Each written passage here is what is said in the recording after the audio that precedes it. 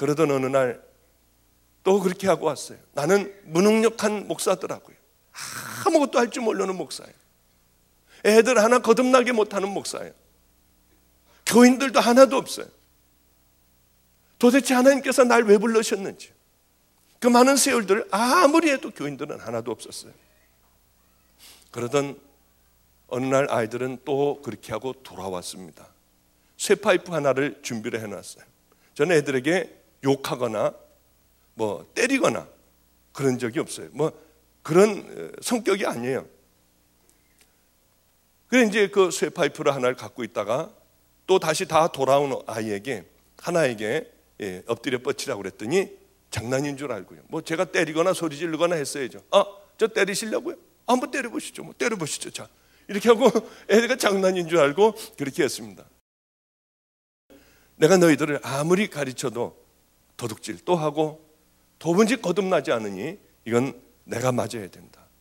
그러니까 한 번에 때려야 하는데 9대를 때리다가 10대째 슬슬 때리면은 다시 때리게 하겠다. 다 터지고 이건 다 끝나버린다. 그러니까 나를 때리지 않을 아이는 지금 나가라. 다시는 내 눈앞에 나타나지 말고 내 그 약속은 지킬 거다. 애들은 저를 울면서 때렸어요. 다시는 안 그런다고 하면서 때렸어요. 슬슬 때리면 다시 때리게 했고요. 2명한테 맞고는 더 이상은 못 맞겠더라고요. 더 이상은 아니 왜 그렇게 아프다는데 여러분 웃어요.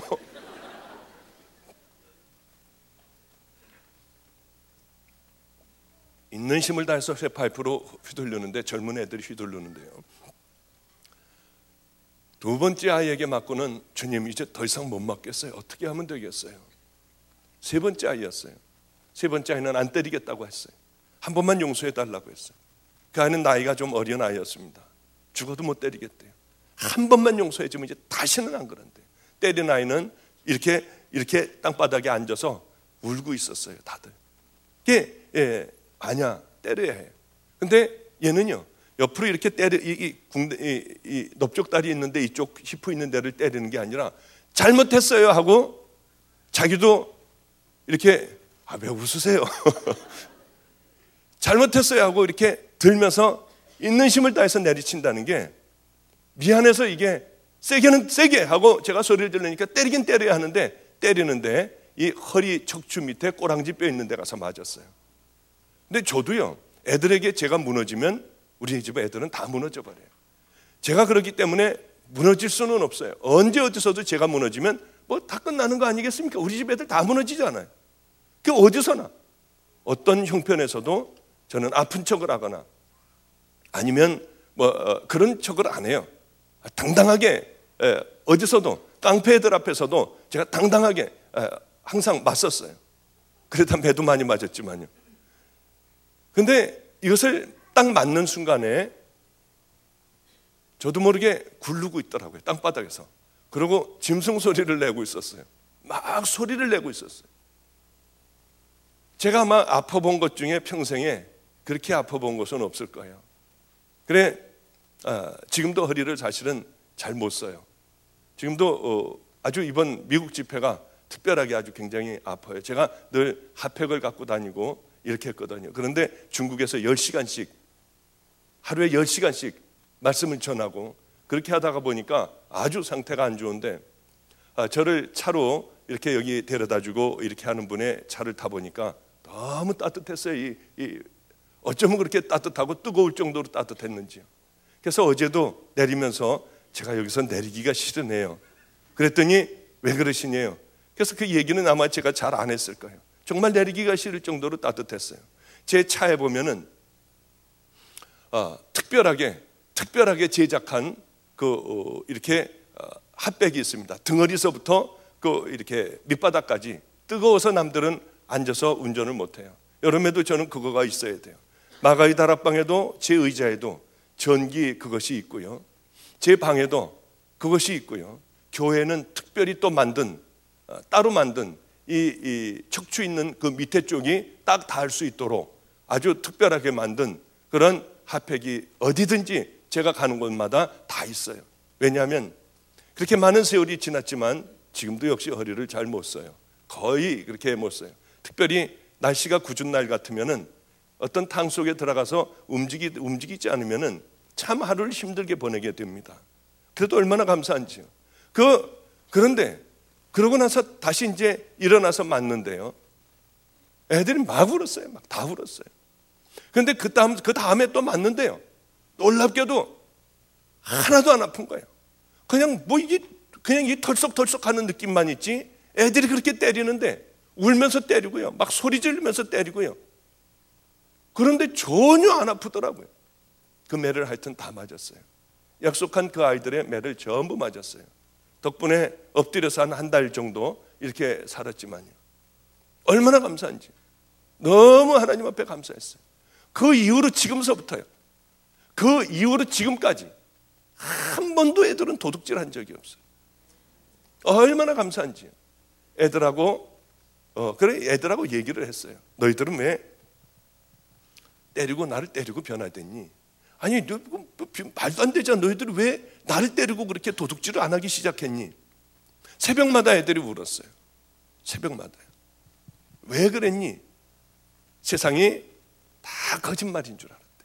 우리 부모도 그렇고, 우리 주변에 있는 형제도 그렇고 다 거짓말인 줄 알았대.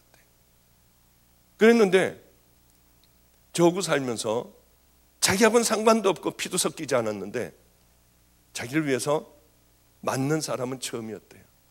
쓰러져서 소리를 지르고요, 막 이상한 소리를 내면서 눈에 초점이 안 맞아 그렇게 굴르고 있는 저를 봤대요. 그리고 일어나서 다시 맞더래요. 그리고는 한 달 동안 움직이지도 못하고 그러고 있는 저를 봤대요.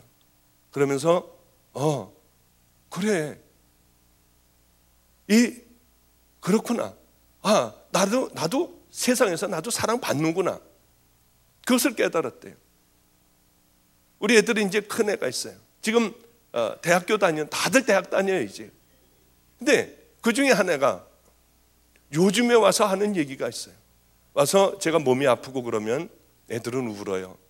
제 발을 이렇게 주물러 주면서 우리 목사님 나으셔야 하는데, 우리 목사님 나으셔야 하는데 하면서 그때 얘기를 얘가 한번 했어요. 우리 태균이라는 아이. 그 아이가 뭐라고 하느냐면, 목사님, 그때가 없었으면 저는 버림받았을 거예요. 왜? 목사님, 저는 그때는 몰랐어요. 그냥 목사님은 그냥 고맙고 그냥 귀한 분이라고 생각을 했고, 저 목사님을 위하여 내가 목숨을 걸어야겠다, 저 목사님을 지켜드려야겠다는 어린 마음에 그런 생각을 가졌대요. 그랬는데 요즘 목사님 생각해 보면요, 예수님이 우리를 위하여 채찍도 맞으시고 십자가에 달려 돌아가시고요, 모진 고난, 모진 어려움 다 겪었는데 목사님을 보면서, 그 옛날을 목사님을 생각하면서 우리들은 거듭났대요. 그런데 이거는 하나님의 아들이신 그분이 십자가에 달리셨다는 거예요. 그런데 왜 그걸 보고 우리는 거듭나지 못하니? 왜 그걸 보면서도 우리는 새로워지지 못하는지 모르겠다고요. 그러면서 그 아이가 바로 얼마 전에 고난주간을 맞아서 그런 얘기를 저에게 해줬어요. 그 얼마나 참 감사했는지요. 그런 어려운 가운데 사는데도 여전히 힘든 거예요. 먹을 것도 별로 없고요. 우리는 교육자 회의라고 있습니다. 목사님들이 한 달에 한 번씩 모여서 밥을 먹어요. 회의도 하고요. 감리교회는 그렇습니다. 그랬는데 밥을 이틀간이나 굶었어요. 금식하고 굶는 거는 다릅니다. 그래, 내일이면 이제 교육자 회의야. 가면 시큼 먹어야지. 그 밤에 잠이 안 와요. 먹을 걸 생각하면 좋아가지고. 그러면은 상하고 상 사이에 가서 앉자. 그리고 이쪽에서 반찬을, 저쪽에서 반찬으로 먼저 잔뜩 배불린 다음에, 그 다음에 우린 돌솥밥을 평안지방에서는 늘 먹었습니다. 돌솥을 여기다가 따로 놓고 물을 부어놓고 그거 밥을 먹으면 정말 맛있을 거야. 그리고 그렇게 생각을 하고요, 정말로 제일 먼저 식당에 가서 의자 상하고 상 사이에 가가지고 탁 적당히 앉아가지고요, 그리고 기도하는 척하고 있는 거예요. 왜냐하면 기도 안 하면 저쪽으로 가라고 하면 또 이쪽 가가지고 먹고 할 수 없으니까 기도하는 척을 하고 있는 거예요. 그럼 와가지고 왜 똑바로 앉지, 이렇게 앉아? 그래도 모르는 척하고 기도하고 있으면은 이상하게들 앉다가 저쪽서부터는 제대로 다 앉아요. 이제 어른들 앉는 데서는 제대로 앉아요. 우리야 뭐 맨 꼬레비니까요. 그리고 이제 천천히 양쪽 반찬을 왔다 갔다 하면서 아무도 눈치 못하게 그 천천히 먹어요. 그 밥을 따로 놓고 이제 물을 부어 놓고요. 그리고 한 숟갈을 밥을 척 하고 집어넣으면은요, 어쩌면 반찬 몇 개 집어넣는데 죽을 것 같이 힘든 몸이 싹 풀리는 거예요. 밥을 한 숟갈을 딱 따먹고 몇 번 씹지도 못하고 그냥 꿀떡 생기면은 이만한 게 일로 쭉 들어가는 게 얼마나 감사한지, 아버지 감사, 주님 감사, 주님 감사 하면서 이제 그걸 먹는 거예요. 그리고 두 번째 이제 또 먹고 본격적으로 먹으려고 하다가 보면은 집에서 굶고 있는 애들이 생각이 나요. 도저히 양심상 못 먹겠는 거예요. 그래서 먹으려고 그러다가 숟갈을 내려놓고요, 그냥 있으면 왜 안 먹어? 요즘 얼굴이 왜 그래? 왜 이렇게 누래? 그러면은 그냥 속이 안 좋아서 그래요. 그리고 이제 있으면은 등치가 큰 목사님이 계세요. 그 목사님이 넌쩍 갔다가 그 밥을 자기한테다 이렇게 덜어놓는 거예요. 얼마나 속이 상하는지.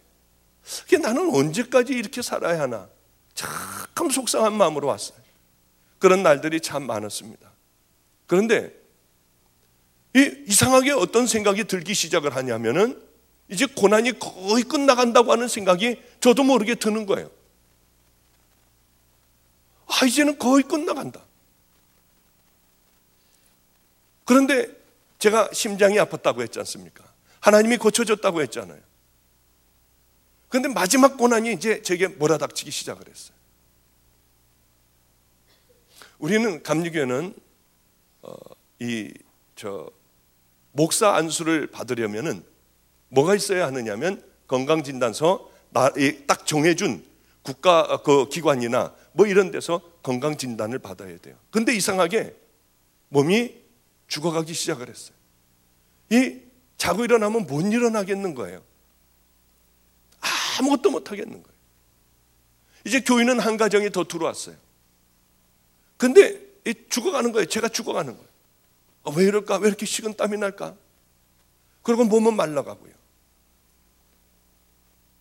그래, 검사를 하려고, 이제 그 목사가 되기 위하여 검사를 하려고 병원을 찾아갔습니다. 저는 대학교 1학년 때 우리는 교련이 있었어요. 그때는 뭐 교련이 있어가지고 군사훈련 뭐 이런 것을 하고는 했습니다. 저희 다닐 때는요. 근데 그때 예방주사를 맞았어요. 총으로 된 예방주사인데 쫙 이렇게 벌리고 있으면 그냥 쏘고 가는 거예요. 툭툭툭툭 쏘고 가는 거예요. 그때 제가 B형 간염에 걸렸습니다. 몸이 식은땀이 나고 참 어지럽고 해서 서울대학병원에 김정용 박사라고 하는 분이 있어요. B형 간염 백신을 만든 분이죠. 그분에게 갔더니 B형 간염에 걸렸다는 거예요. 간이 부어있고, 그리고 너는 쉬어야 한대요.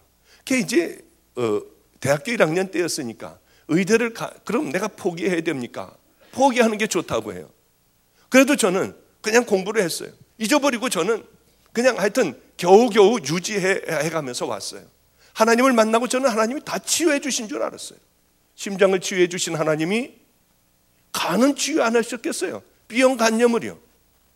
병원에, 그러나 그 고생을 하다가 병원에 갔을 때는 청천벽력 같은 제게 진단을 내렸어요.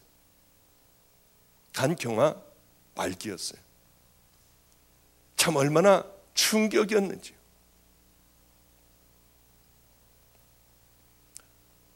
그래서 이걸 아무에게도 얘기를 못하는 거예요. 한 번은 피를 쏟기 시작을 하는데 정말 충격이었어요. 죽었구나 생각을 했어요. 간이 딱딱해져 있지 않습니까? 간에는 피가 많이 들어가는데 딱딱해지니까 간으로 들어갈 피가 혈관 있는 데서 마치 고무풍선에다가 물을 잔뜩 집어넣고 있는 것과 같은 거예요. 한번 터지면은, 약한 곳에서 한번 터지면은 걷잡을 수 없는 거예요. 그런데 저는 살아났어요.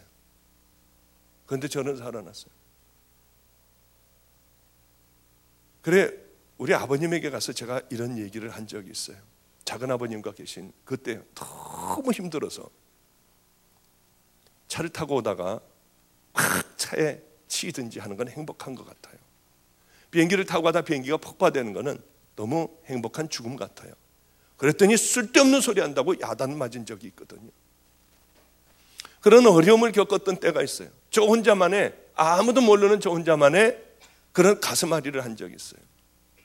근데 우리 교회에 그때 등록을 한 사람이 하나가 있었는데 어떤 집사님 내외분이 중국집을 하는 그런 내외분이 아들과 함께 등록을 했습니다. 저는 죽어갔어요. 이분들이 저에게 왔어요. 이제 주일날 강대상에 서지도 못했습니다. 그리고 이 들어오는 있는데요, 이분 내외분들이 와서 뭐라고 하느냐면 자기네들은 이제 예수를 안 믿겠다는 거예요. 하나님을 떠나겠대요. 목사님같이 그렇게 최선을 다해 살아왔는데 이렇게 그 마지막이 비참한 죽음이라고 하면 자기네들은 그 예수를 안 믿겠다는 거예요. 할 얘기가 있어야죠. 제가 나는 죄인이라서 그래요. 그 얘기밖에는 더는 못했어요. 이분이 저를 데리고 아주대학병원을 가자는 거예요. 수원에 있는 아주대학병원이었어요. 거기를 가자는 거예요. 자기네 그 친척이 뭐 누군지 거기에 원무 과장인가 뭐 하는 사람이니까 가자고 하는 거예요. 그래서 안 간다고 했습니다. 나는 내 병을 아는데 왜 가느냐? 방법이 있으면 가지만은 방법이 없다. 그랬더니 이분이 자꾸 가자는 거예요. 그럼 예수를 안 믿겠대요. 이제 이것이 끝이라고 하면 그 예수를 자기가 왜 믿냐요? 망하는 거 아니냐? 예수 믿고. 그래서 저는 아니라고 했어요. 그래서 저하고 약속을 했습니다. 내가 만약에 병원을 가서 나는 분명히 동일한 진단을 받을 거다.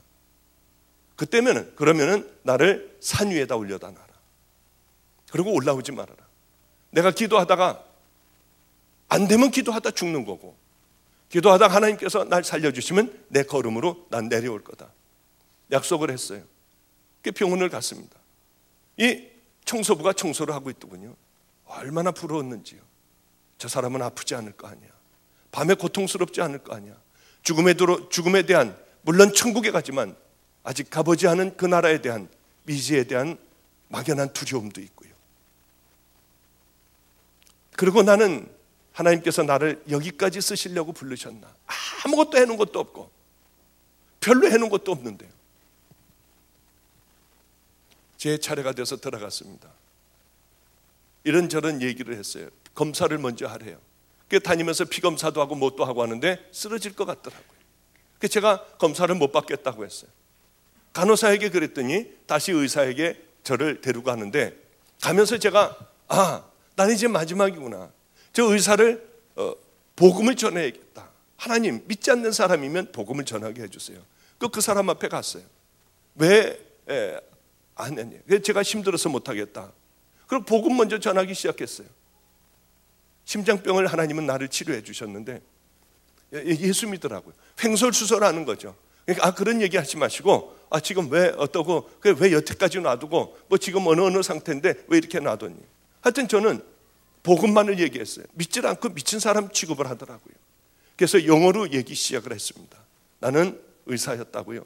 그리고 의학 용어를 전부 써가면서 나는 사실 이랬다.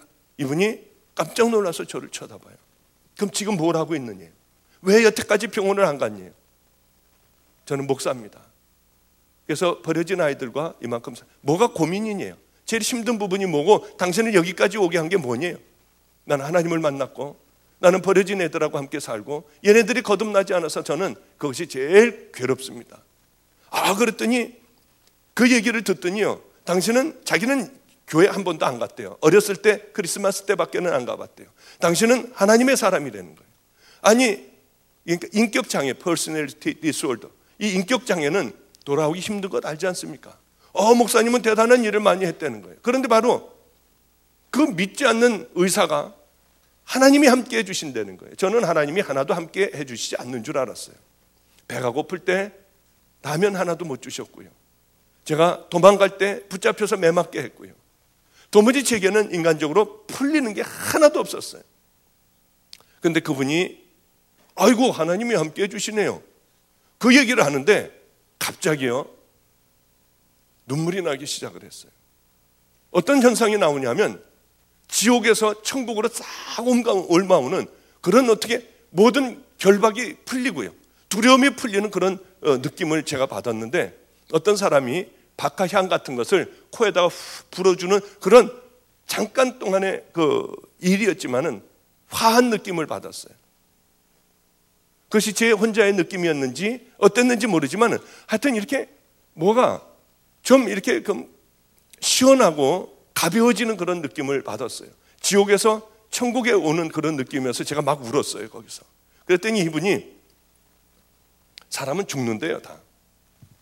빨리 가고 천천히 가고 하는 거고 신앙심이 있으니까 다 받아들일 수가 있지 않냐. 저는 그래서 우는 게 아니었거든요. 근데 당신 같은 사람도 치유된 적이 있다는 거예요. 케이스가 있대요. 그러면서 뭐라고 하느냐면 힘드니까 그러면 초음파서부터 먼저 하고 그 다음에 내시경하고 그건 먼저 한번 보자는 거예요. 그래서 저는 초음파실로다가 끌려갔습니다. 그런데 그렇게 막 기쁨이 막 오더라고요. 이렇게 주님에 대한 확신이 오는 거예요. 그게 초음파실에 들어넣었어요.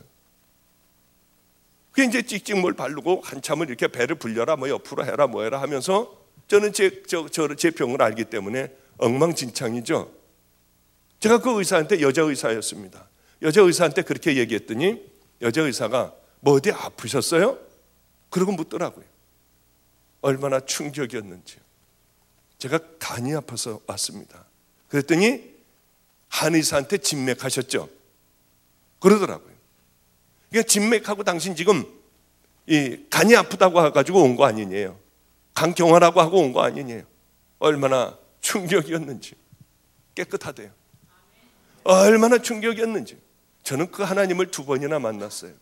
그래서 이제 내시경 하는 데 가서 이제 피를 엄청 토했다고 하니까 내시경 하는 데 가서 하는데 이게 잘 안 들어갔습니다. 그래 그 송대에 있는 데를 다쳤어요. 그 같은 들어가서 쭉 해보더니 깨끗하다는 거예요. 그게 얼마나 충격이었는지. 그게 화장실로 가가지고 이제 다 닦았어요. 닦으면서 눈물만 나오대요. 눈물만요. 주님이 제 마음속에 이렇게 말씀하셨어요. 하나님, 왜 간은 놔두셨어요? 왜 지금 치유하여 주셨어요? 주님은 이렇게 말씀하셨어요. 너는 내가 심장을 고쳐준 지 13년이라는 세월이 흘렀다. 자, 이제는 너는 그 사랑을 거의 잊혀졌지 않니? 정말 예배도 엉터리로 드리고요. 이제 그 하나님을 희미하게 잊혀져 갔어요. 내가 너를 사랑했기에 간을 다시 놔뒀다. 자, 이제 너는 다시 나를 바라보고 남은 삶을 나를 바라봐라. 너를 사랑해서 다시 치유하였다. 얼마나 이게 놔둔 게요. 제게 저주인 줄 알았어요. 저는요. 이게 하나님께서 저를 사랑해서 놔둔 선물인지를 몰랐어요. 13년이라는 세월이 흘러 이제 주님을 만났던 그 감격도 어느 정도 사라질 때였고 이제 매너리즘에 빠져서 다 그냥 그렇게 살아가던 그때였어요. 하나님 저를 사랑하셔서 다시 그것을 남겨놨던 그것을 잊어버릴 때쯤에서 다시 치유해 주셨어요. 얼마나 감사했는지요. 그래 로비로 나갔어요. 이 두 분들은 말도 못하는 거예요. 저에게 어떻게 판정이 났고 뭐가 됐나. 우리 교회 방주교회 제가 여기 인천으로 오니까 이 모든 중국집도 다 닫아버리고요. 무조건 다 인천으로 따라온 분이에요. 이 아들은 우리 교회에서 지금도 드럼을 쳐요.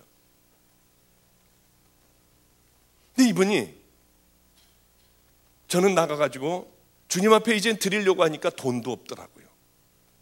다 이제 돈도 한 푼도 없더라고요. 주님 앞에 내 의사도 다 버리고 찢어버리고 할 수 있는 그것을 드릴 그것도 없는 거예요. 아무것도 없는 빌 털털이더라고요. 주님에게 뭘 드려야 하는데요. 너무 감사하고 기뻐서 사랑하는 사람에게 여러분 뭐든지 다 주고 싶잖아요. 다 드리고 싶은데 아무것도 없는 거예요. 그래서 제가 세수하면서 울면서 주님, 저는 이제 드릴 것도 아무것도 없어요. 드릴 거라고는 이 몸뚱이 하나밖에 없어요. 주님, 이 몸을 드릴게요. 그리고 저는 부끄러움을 많이 타는데 전도는 하여튼 많이 해봤어요. 나가서 로비에 나가서 소리 지르기 시작을 했어요. 여러분 예수 믿으라고 미친 사람같이 소리를 질렀어요. 막 한참을 소리 질렀는데 소리가 나와야죠. 여러분 예수 믿으세요. 막 쥐어짜듯이 소리를 질렀어요. 여기저기 다니면서 막 소리를 질렀어요. 약국 있는 데서 약 타려고 하는 사람들이요, 자기 차례를 기다리고 있는 그 사람들이요, 번호인지 뭔지 하여튼 모르지만 그걸 기다리고 있는 사람들에게 가서 예수 믿으라고 그랬어요. 예수 믿으세요, 예수 믿으세요. 그 두 분들은 제가 미친 줄 알았대요. 제가 정신 나간 줄 알았대요. 그분들은 저를 보고 믿음을 가져요. 하나님은 이런 분이구나 하고 고개를 끄덕거려요. 나중에 그 얼마나 그분들이 회개했는지 모르는데요, 저런 저주를 받는다면 난 예수 안 믿는다고 했어요. 이제 우리 교회 안 다니겠다고 했어요. 그것이 하나님의 사랑인 줄 지금은 다들 알고 있어요. 이제 고생이 거의 끝나간다고 생각을 했습니다. 어느 날 100만 원이라는 돈이 들어왔어요. 이런 일은 있을 수도 없어요. 야, 이제 100만 원을 애들하고 손을 붙잡고 막 좋아했어요. 야, 이제 이 100만 원어치 라면을 사가지고 교회에다가 잔뜩 싸놓고 우리 좀 마음껏 먹어보자. 애들하고 얼마나 좋아했는지 몰라요. 그런데 전화가 왔습니다. 우리 감리교회 관작교회라고 있어요. 그 교회에서 전화가 왔어요. 목사님, 큰일 났어요. 우리 교회가 태풍으로 무너졌대요. 전번 주에 북경으로 제가 집회를 갔었습니다. 그런데 거기 장로님이 한 분이 와 계셨는데, 그 장로님이 바로 거기서 이 대패 일도 하고 목소 일을 잘 하시는 분이기 때문에 그때 그 현장에 있었대요. 그래서 제가 100만 원이 하필이면 이때 왜 전화를 해? 그러고 이제 할 수 없어가지고 한쪽에는 70만 원을 넣고 한쪽엔 30만 원을 넣고요, 오른쪽엔 70만 원 넣고 왼쪽엔 30만 원을 넣고 갔어요. 웬만하면 30만 원만 주고 오자. 그리고 이제 갔어요. 막 이게 헷갈릴까봐 힘센 쪽에는 70, 왼손에는 30, 이래가면서 하여튼 운전을 하면서 갔어요. 가가지고 봤더니 그 예산 지방에 있는 전체 교육자들이 무너진 그것을 위하여 대패질하고 땀을 비 오듯이 흘려가며 8월 그 더운 때에 교회를 세워가고 있었어요. 얼마나 주님 앞에 죄송했는지요. 얼른 들어가서 100만 원을 다시 집어넣어가지고 갖다가 주었어요. 나오다가 보니까 웬 빼짝 마른 사람이 러닝셔츠 하나만 입고 더위에 헐떡거리고 있었어요. 젊은 사람이요. 병석이 완연했어요. 그래서 저는 와버렸습니다. 그래, 주님. 그러고 이제 왔는데 이번에는 놀랍게도 200만 원이 들어왔어요. 이게 처음 있는 일이었어요. 누구누구 엄마가 주는 돈이라고 하고 200만 원을 누가 보내왔어요. 그런데 그 보내와서 이제는 설마 이거 쓸 일은 없겠지, 그러고 있는데 또 전화가 왔습니다. 그 관작교회에서 전화가 왔어요. 우리 감리교회예요. 예산에 있는요. 이제 다 완성이 됐으니까 목사님 오셔서 설교를 해달래요. 제가 왜 거기 갈 필요가 뭐가 있어요? 제가 돈을 냈으니까 설교를 하나요? 그렇지 않았어요. 그냥 안 가겠다고 했습니다.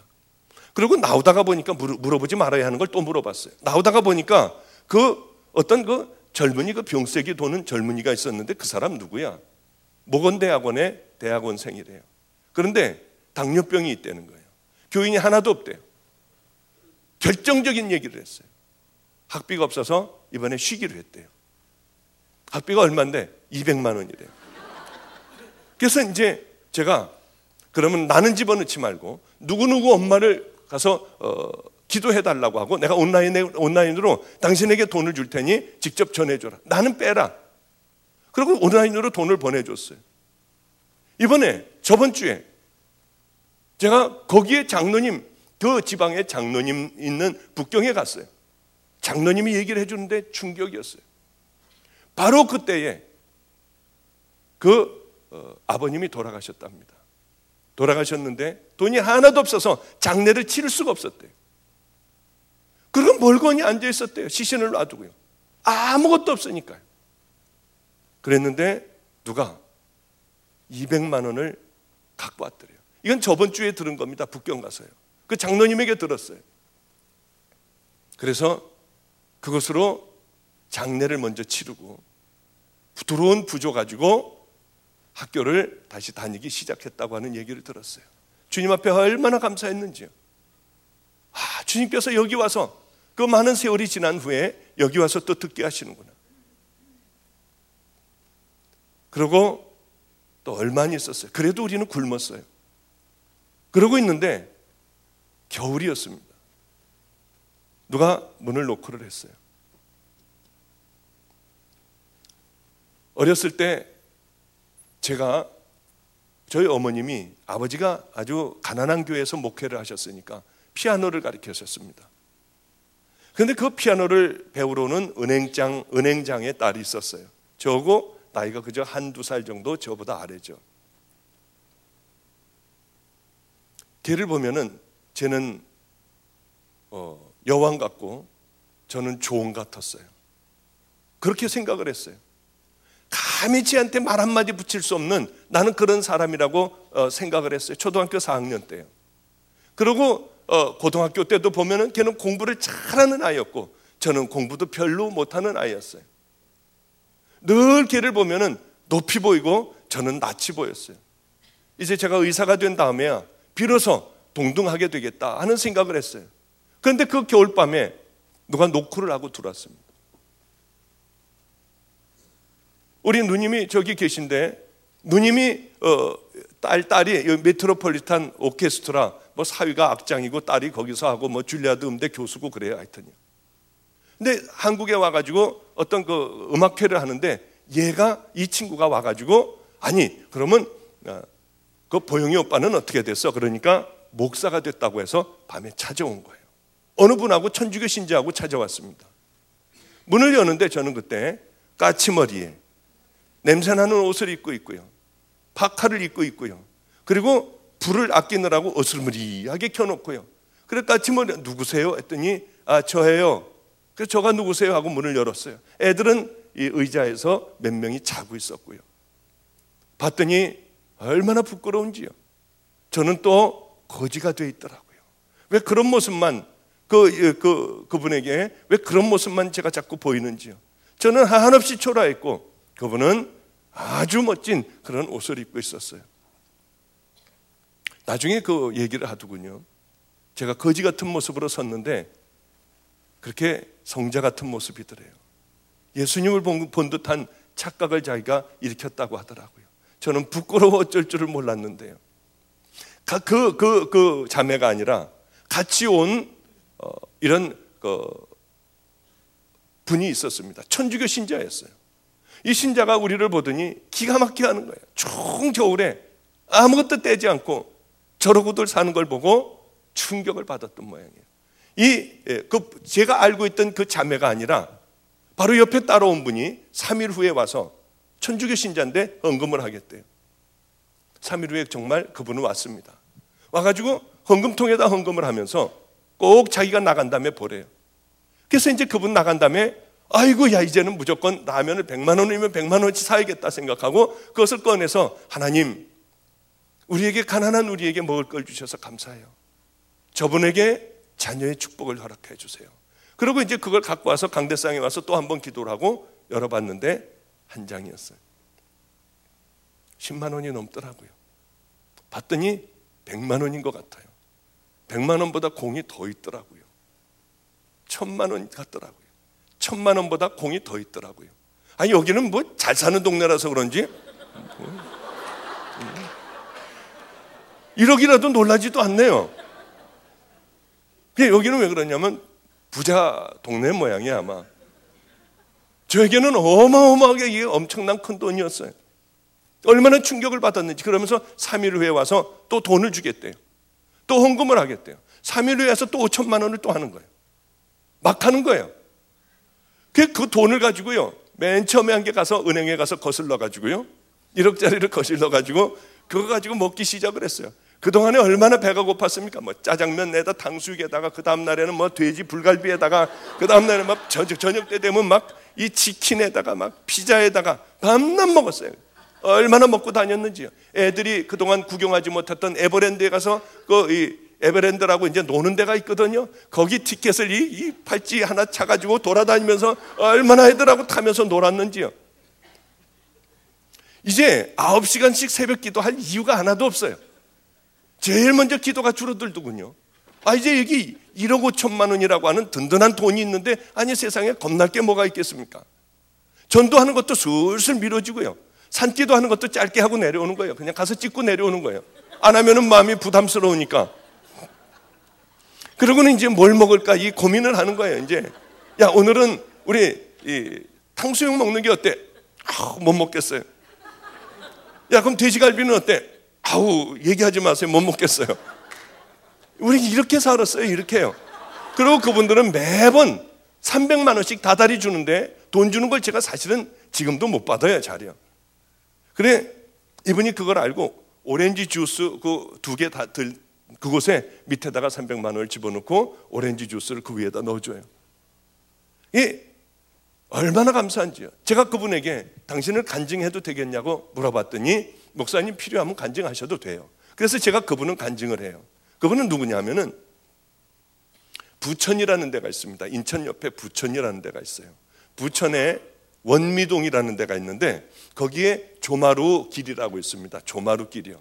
거기에 조마루 뼈다구 해장국집이 있고 하나는 청기와 뼈다구 해장국집이 나란히 둘이 그렇게 이렇게 서로들 경쟁 관계에 있는 그 두 집이 있습니다. 그런데 거기에 청기와 뼈다구 해장국집의 사장님이에요. 그분이 그렇게 하시는 거예요. 그래 이거 갖고 실컷 먹고 놀고 하다가 보니까 가만히 어느 날 생각을 해보니까 돈은 이미 제가 버렸던 거예요. 그런데 다시 또 제가 돈을 붙잡고 있더라고요. 그걸 하나님보다 더 중요하게 생각하고 있더라고요. 얼마나 기가 막혔는지요. 그래서 얼른 찾았어요. 돈 다 찾았어요. 찾아가지고 한 군데다 몽땅 다 넣었어요. 한 푼도 남기지 않고요. 1,000원짜리까지 다 찾아놓고 그분에게 찾아갔어요. 내가 이거 갖고 있다가 하나님과의 사랑이 끊어질 뻔했다. 다시 가지시라고 그랬어요. 이분은 그래봐야 100만 원 썼겠습니까? 이분은 절대로 내가 당신에게 헌금했냐, 내가 하나님 앞에 했지 당신에게 했느냐, 나는 안 가진다, 그분은 가져라, 나는 못 갖겠다. 그러면서 드디어 그 돈은 중간에 떠버렸어요. 저거는 관계없는 돈이 되어버렸어요. 얼마나 감사한지요. 그러면서 또 시간이 흘렀습니다. 어느 날 아이들하고 함께 살고 있는데 어제 말씀드렸다시피 애들 학교를 보내고 이제 애들도 제대로 되기 시작을 했어요. 그러나 우리는 먹을 게 없었어요. 그리고 기도를 하고 있는데 갑자기 주님께서 저를 부르셨어요. 내 종아, 내가 다 봤다. 고맙다. 이제 내가 너를 이렇게 사용하겠다. 오랜 기간 동안 수고했다 내 종아. 그 말씀이 있었어요. 그러면서 사람들은 모여들기 시작했습니다. 그렇게 한 명도 하나님을 만나고 13년 동안 그 고생을 했는데 교회는 하나도 없었어요. 그때서부터 사람들이 몰려오기 시작을 하는데요, 금방 교회가 꽉 찼습니다. 그래서 이제 더 이상 어떻게 예배드릴 장소가 없었어요. 그래 얼른 다시 그분을 찾아가서 당신 그 돈 줬던 그 중간에 뜬 돈으로 우리가 교회를 이사가서 좀 크게 만들면 어떻겠느냐. 너무 좋아하셨어요. 그래서 그 돈을 가지고 교회를 큰 곳으로 이사를 갔습니다. 한 3년 정도면은 충분하겠다고 생각을 했어요. 그러면 여기는 채워지겠다고 생각을 했어요. 2달 반 만에 교회는 또 꽉 차버렸어요. 얼마나 하나님 앞에 감사했는지요. 주님께서 이제 네가 깜짝 놀랄 만한 일들을 보리라. 제게 말씀하셨어요.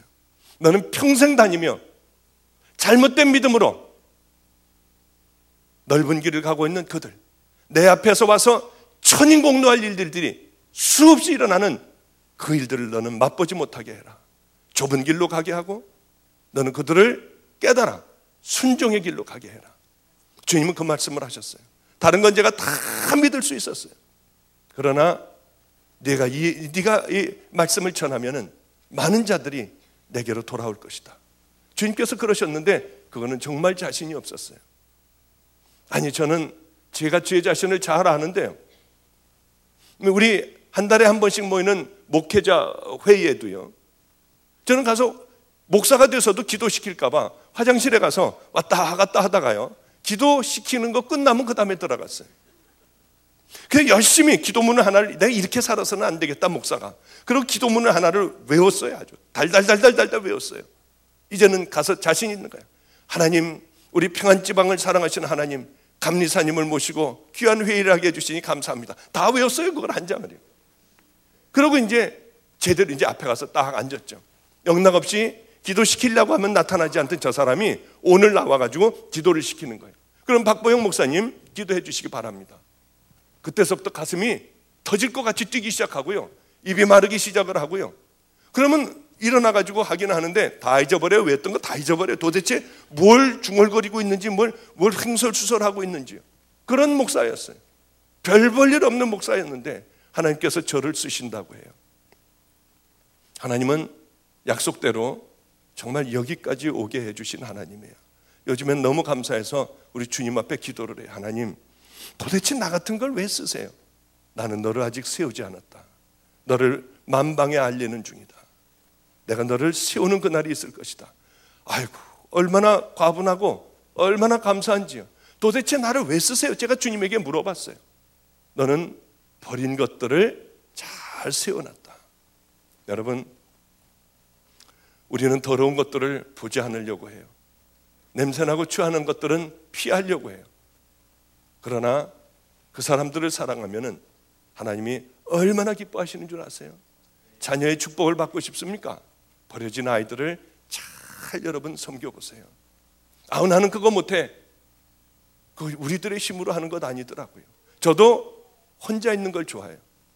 저도 조용한 걸 좋아해요. 전 여행을 참 좋아해요. 책 읽는 걸 좋아해요. 음악을 좋아하고요. 우리 집에는 23명이에요. 아파트에서 살아요. 아까도 말씀드렸지만은 잠깐 아까 밥 먹으면서 식사하면서 얘기했잖아요. 3명씩 나가야 돼요. 아파트에서 몇 번을 쫓겨날 뻔했어요. 3명은 저쪽 나가서 기다리고 3명은 저쪽 나가서 기다리고, 그러면서 나가서 다 쉬러 와요. 집에 들어올 때도 여기서 여기 저기 떨어뜨려 주면서, 그러면서 우리는 돌아와요. 아침 시간 되면 난리가 나요. 난리가 나요. 밥을 한번 22명이 먹는다고 생각을 해보세요. 어떤 일들이 벌어지나요? 아침에 일어나서 화장실을 쓰는 것 3시 한 반이면 다 일어나요. 유치원생까지요. 그렇지 않으면은 큰일 나는 거예요. 학교도 못 가요. 새벽 기도도 못 가고요. 그런데 얼마나 감사한지요. 이 참 힘든 때도 참 많았어요. 여러분, 그런데 하나님께서는 우리를 다 지켜보세요. 머리털까지 세심받으셨어요.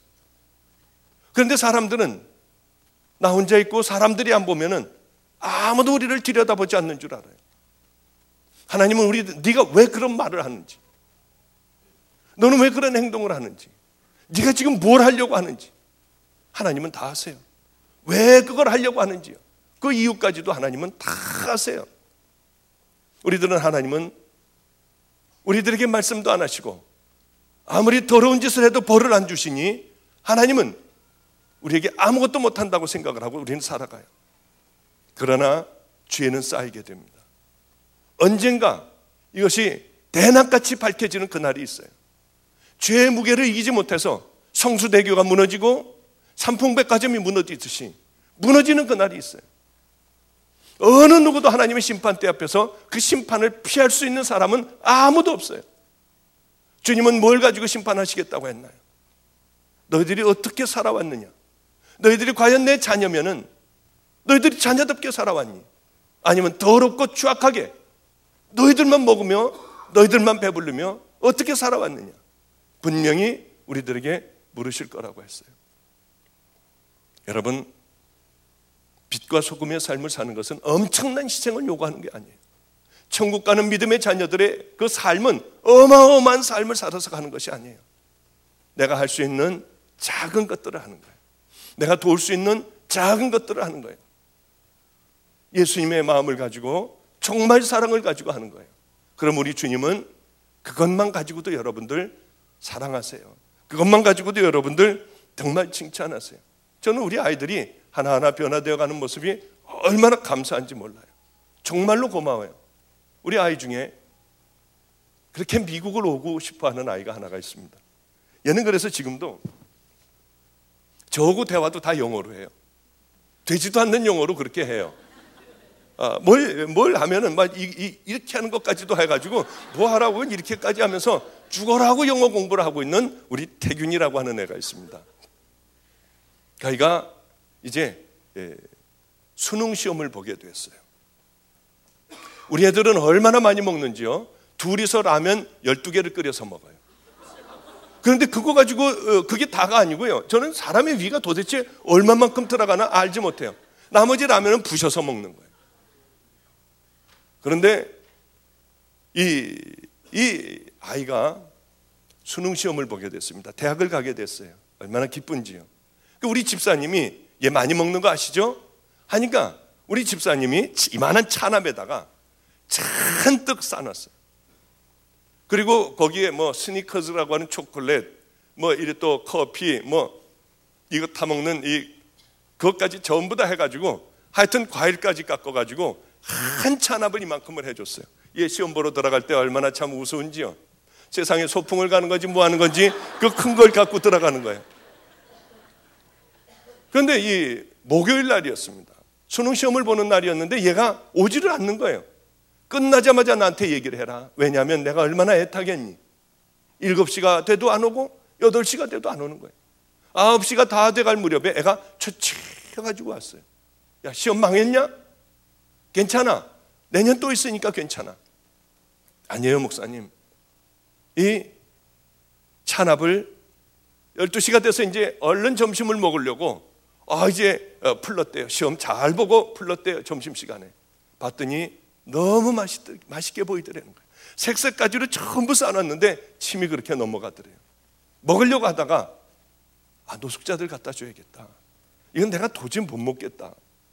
해가지고 다시 한 개도 집어먹지 않고 다시 싸고 그 자리에 앉아가지고 그냥 다음 시간까지 기다렸대요.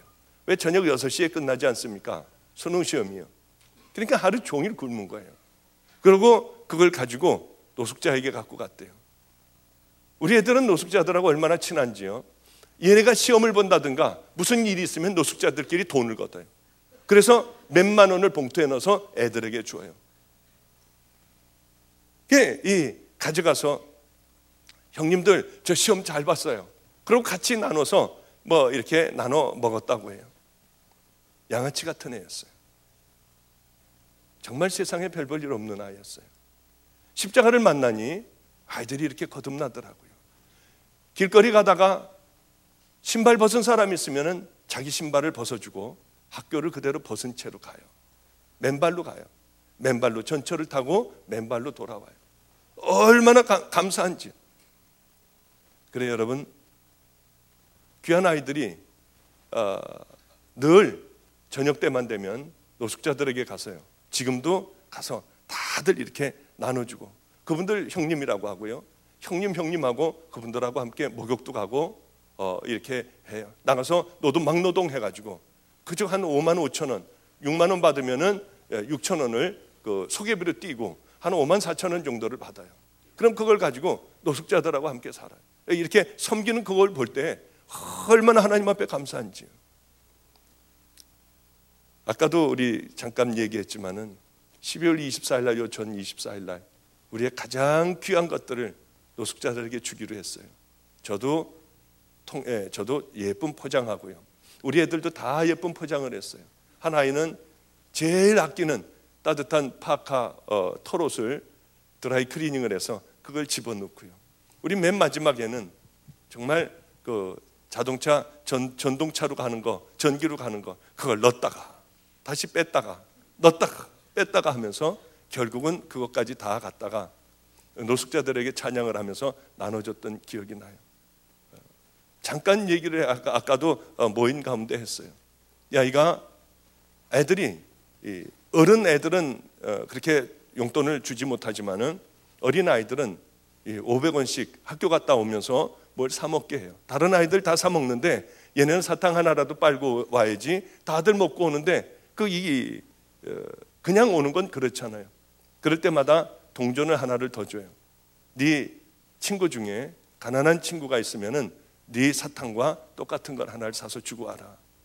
이제 애들은 자기의 귀한 것들을 남에게 나눠줄 줄 아는 애들이 됐어요. 얼마나 안성에서 힘들었는지, 정말 힘든 일들이 얼마나 많았는지 몰라요. 생일 같은 건 제가 차려 먹어본 적도 없고요. 생일 때 아마 매맞지 않으면 굶고 있었을 거예요. 그 많은 13년의 세월들이. 그런데 어느 날 그렇게 해서 이제 교인들도 좀 오게 됐어요. 그래 우리는 새벽기도 다 나옵니다. 그래서 이제 그날도 애들이 다 남의 집에 가서 잔다고 하고 새벽기도를 이제 주일날 이제 제가 아침에 일어나서 쭉 도는데 한 명도 안 나오는 거예요. 이럴 리가 없거든요. 우리 애들도 안 나오는 거예요. 남의 집에, 집사님네 집에 가서 자면서요. 얼마나 실망을 했는지요. 교회를 보니까 불이 꺼져 있어서 불을 켜고 문을 열고 들어갔어요. 제 속을 제일 썩이는 여자의 고등학교 2학년짜리가 있었습니다. 그 아이가 머리가 길고 찬양을 참 잘하는 애예요. 교회 불이 켜지자마자, 교회 문을 열고 들어가자마자 이 아이는 거기 숨어 있다가 제 생일인지도 몰랐어요. 촛불을 켜고 당신은 사랑받기 위해 태어난 사람을 노래를 불러주는데 얼마나 눈물이 났는지요. 밤새 거기 숨어 있었어요. 그 케이크를 저를 주려고요. 그 마음이 얼마나 감사했는지요. 이 불을 킴과 동시에 교회 내에는 전체가 풍선으로, 발 디딜 틈이 없이 풍선으로 장식되어 있었어요. 앞을 바라보는 순간에 숨이 얼마나 막혔는지요. 저를 미숫가루를 타주던 이빨 빠진 할아버지가 이렇게 목사님 생신을 축하합니다. 우리 전교인이, 얼마 되지 않는 전교인이 그것을 강대상에서 하나씩 붙잡고 있었어요. 인생의 제일 밑바닥에서 원치 않는 아기를 하나를 낳았어요. 이 아이를 저에게 갖다 줬어요. 4살 때 갖다 줬어요. 여기서 버림받고 저기서 버림받고 하는 여자아이였어요. 이 아이의 이름은 내화. 너는 이 세상에서 끝난 인생이다. 내새에 꽃이나 되거라. 그래서 내화라는 이름을 가지고 있는 아이였어요.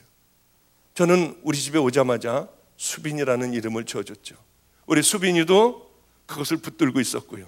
저와 함께 병원에 갔던 그 조집사님, 이 창훈이 아빠, 창훈이 엄마, 전부 다들 아주대학병원에 갔던 그분들도 다 그걸 들고 있었어요. 그리고는 당신은 사랑받기 위해 태어난 사람을 불러주는데 얼마나 눈물이 났던지. 정말 우느라고 못 올라갔어요. 겨우 눈물을 참고 그 다음에 제가 올라갔습니다. 그래서 이렇게 얘기했어요. 여러분, 이 사랑을 우리 서로들 평생 잊지 말자고요. 저는 여러분들이 따귀를 때려도 평생 여러분들 위하여 기도할 거라고 했어요. 눈을 감으면 누가 있었는지 순서까지 다 기억이 나요. 틈나는 대로 그분들을 위해서 기도하죠. 그리고 그분들을 다 데려다주고 안성천이 흐르는 그 새벽 기도를 끝나고 거기에 차를 세웠습니다. 혼자 밖에 나갔어요. 해는 벌써 높이 떴더군요. 얼마나 행복한 목사인지요.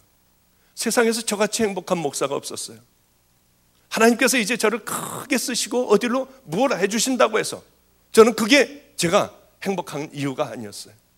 교인들이 저에게 생일을 차려줘서 그게 제게 행복한 이유가 하나도 아니었어요. 물론 행복하기도 했지만요. 제가 행복했던 이유는 딱 한 가지예요. 하나님이 날 사랑하시는 것이요. 그것이 너무 감사하더라고요. 나를 그냥 놔뒀더라면 도대체 나는 지금쯤 어떻게 됐을까? 아마 분명히 땅속에 묻혀 있을 거예요. 그리고 영원한 지옥에 가 있을 거예요. 그런데 하나님은 저를 사랑하셨어요. 여러분, 자녀를 위한 기도가 얼마나 중요한 줄 아세요? 여러분의 남편이나 믿지 않는 아내를 위하여 기도하는 것 얼마나 중요한 줄 아세요? 결국은 하나님께서 불러 써주시더라고요. 실망하지 말고 여러분 열심히 기도하세요. 하나님은 나를 왜 배고프게 했을까? 이제는 배고픈 사람 있으면은요, 제가 집을 빼서 다 나눠줘 버려요. 하나님은 왜 나를 그렇게 아프게 했을까? 우리 교회에 간암과 후두암이 있다고 했잖아요. 그 사람 붙잡으면 저는 항상 방언으로 기도해요. 하나님, 이 암을 날 주세요. 꼭 날 주셔야 돼요. 왜 그렇게 기도하느냐 하면 제가 죽음이라는 것이 얼마나 힘들고 이 죽음의 고통과 또 이 육신의 고통이 얼마나 힘든지 제가 알기 때문에 그래요. 저는 이제 경험을 해봐서 알아요. 우리 하나님을 알고 천국을 확신해요. 이분들은 두려워하더라고요. 그래, 항상 하나님 이 후두암을 꼭 절 주셔야 돼요. 목자에게 하나님 양을 사랑하라고 했잖아요. 저를 반드시 주세요. 이 가난 보고도 붙잡고 늘 그렇게 기도했어요. 그렇게 기도할 수 있었던 이유는 제가 아파봤기 때문이에요. 제가 고통을 당해봤기 때문이에요. 이제야 하나님을 알기 때문이에요. 그래서 하나님은 나를 고생을 하게 하셨구나. 어느 날은 너무 피곤해서 이분들하고 이 후두암 환자를 붙잡고 기도하며 방언으로 하지 않고 그냥 했어요. 하나님, 나도 모르게 한 거예요. 하나님, 우리 할아버지의 후두암을 절 주세요. 절 주세요. 저는 방언으로 하고 있는 줄 알았어요. 할아버지가 갑자기 저를 밀어냈어요. 막 밀어내더니 막 뭐라고 하는 거예요. 다시는 당신 이제 목사님 기도 안 받겠대요. 어떻게 그런 기도를 할 수 있느냐. 할아버지는 돌아가셨어요. 그래도 얼마나 그 할아버지가 감사했는지요. 이렇게 내가 사랑을 받는구나. 다시는 기도 안 받겠대요. 그리고는 피해 다니셨어요. 축도가 끝나기 전에 집으로 가버리셨어요. 제가 붙잡고 또 기도할까 봐요. 나는 정말 행복한 목사구나. 그래, 여러분, 고난당하는 게요, 이 고난이라고 하는 게 그 당시에는 정말 죽을 것 같고 힘들고 지치고 하지만은 하나님이 우리에게 주시는 가장 큰 선물 중에 하나가 고난이라고 하는 사실이에요. 왜?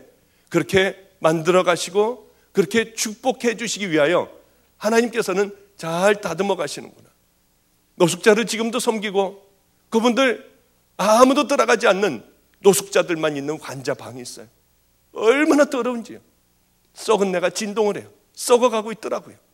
그곳에 가서 옷을 다 벗기고 그곳에서 다 치료해 줄 수 있는 이유는 바로 제가 하나님의 사랑을 받은 사람이고 죽음 가운데서 저를 살려주신 하나님의 은혜이기 때문에 그렇습니다.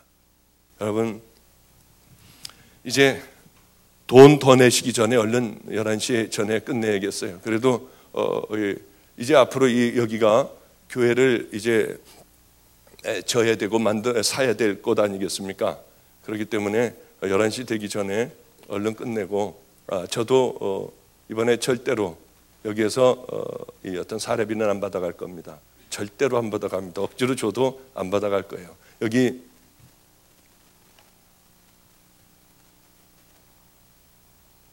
교회 하는데 귀하게 그렇게 쓰여질 수 있다고 하면 얼마나 감사하겠습니까? 그러니 여러분들도 이 교회 교인들은 열심히 최선을 다하여 헌금하십시오. 그래서 이제 다음에 내년에 올 때는 아름다운 교회에서 예배 드렸으면 참 좋겠어요. 그리고 그런 것들이 하늘나라에 우리들의 큰 상급으로 쌓인다고 하는 거죠. 그러니 여러분들 죽도록 하늘나라에 쌓아두지 어리석게 이 땅에 쌓아두지 마십시오. 좀 불편하면 어떻습니까? 주님을 따르는 하나님의 자녀들은 하나님이 분명히 책임져 주십니다. 여러분, 세상을 이길 수 있는 꼭 그 믿음을 소유하시고요, 큰 것을 바라지 말고 적은 것서부터 하나하나 여러분들이 고칠 수 있는 그것서부터, 하나님이 싫어하시는 그것서부터 하나하나 고쳐나가며 이 다음에 만났을 때는, 또 세월이 지나간 후에는 여러분들의 믿음이 부쩍 커 있고 정말 다른 삶들을 살아가는, 다른 가치관으로 살아가는 귀한 믿음의 자녀들 되시기를 주님의 이름으로 축복합니다. 기도하겠습니다. 거룩하신 주님, 이제 이렇게 해서 아버지여 다 집회를 마쳤습니다. 하나님, 설교는 아니었지만, 하나님의 말씀을 쪼개고 깨는 것은 아니었지만, 우리들은 늘 그 말씀을 들음에도 불구하고 그렇게 살아가지를 못했습니다. 주님, 우리를 붙들어 주시사 이제는 하나님의 뜻대로 순종할 수 있는 귀한 믿음의 자녀들 다 될 수 있도록 주여 축복으로 은혜로 함께하여 주시옵소서. 우리 이제 기도하려고 합니다. 아버지여, 이 기도 가운데 역사하여 주시사 아직도 천국문을 두드리지 못한 하나님의 자녀가 있으면, 하나님, 오늘을 통하여 우리가 행위로 구원받지 않고 예수 그리스도의 십자가로 구원받음을 우리가 믿습니다. 분명한 믿음을 결단하게 하여 주시고, 아버지여, 그 첫걸음이 회개인 것을 깨닫게 하여 주시사 그동안에 잘못 살아왔던 모든 죄악들이 있으면 철저하게 이 시간을 통하여 회개하게 하여 주시기를 간절히 바랍니다. 하나님, 기도하는 모든 기도의 제목들이 이루어지는 은혜로운 믿음의 아버지의 역사가 하나님 이 집회 가운데 늘 있게 하여 주시옵소서. 하나님의 귀하고 아름다운 믿음의 제단이 마른 신뢰에 만들어져 마음껏 하나님을 찬양하며 똑바른 교회가 되어 세상의 빛과 소금의 역할을 하게 하여 주시옵시고, 다른 교회의 아버지 본이 되며 다른 교회가 이 교회를 바라보며 부끄러워하는 꼭 그 제단이 되게 하여 주시옵소서. 3일 동안의 이 집회에 함께 해주시며 마지막에 놀랄만한 하나님의 은혜와 역사가 임하기를 간절히 바라오며 구주 되신 예수님 이름으로 기도드렸사옵나이다. 아멘. This is the air I breathe.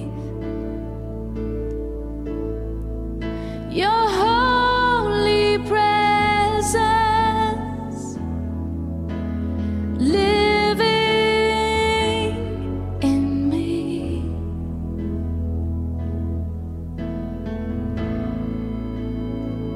This is my daily bread.